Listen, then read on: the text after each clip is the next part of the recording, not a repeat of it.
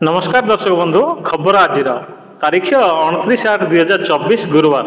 चलतु आरंभ करवा आज खबर। भुवनेश्वर आसला खबर केवाईसी जांच पर नुआ रेशन कार्ड पाइबे हिताधिकारी।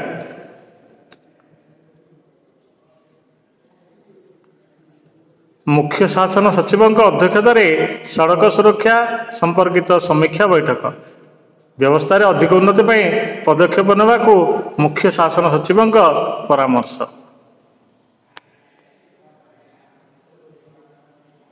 सुभद्रार एसओपी पर आसला गाइडलाइन उभय ऑफलाइन और ऑनलाइन हेबो आवेदन।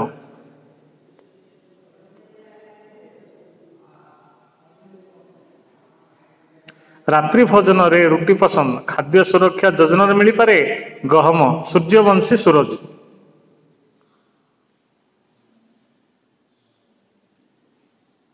पोषण और खाद्य निरापदा पाई राज्य सरकार को विश्व खाद्य कार्यक्रम प्रशंसा। खूब शीघ्र ओडिया रे अनुवाद हेबो तृतीय और चतुर्थ वर्ष बीटेक बही।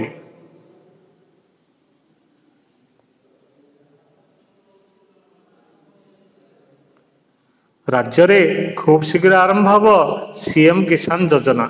विधानसभा कृषि मंत्री केवी सिंह सूचना।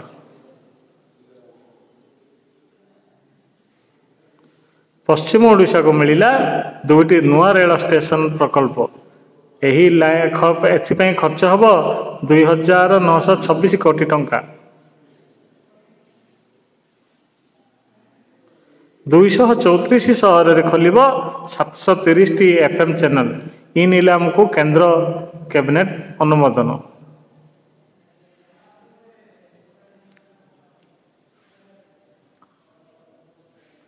आजिर अनुचिंता चलतु आरंभ करवा आजिर अनुचिंता। जदि तुमर एकुटिया चलिबार स्ट्रेंथ अच्छी तो जानी दिने तुम पछरे भीड़ जमा हम।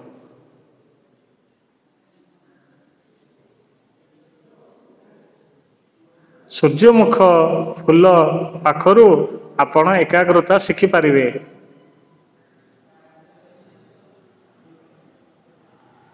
ताहले यह थिले आजिर खबर और अनुचिंता। शुभ सकाळ। जय श्री कृष्ण। दिनटी आपणकर मंगलमय हो। नमस्कार। धन्यवाद।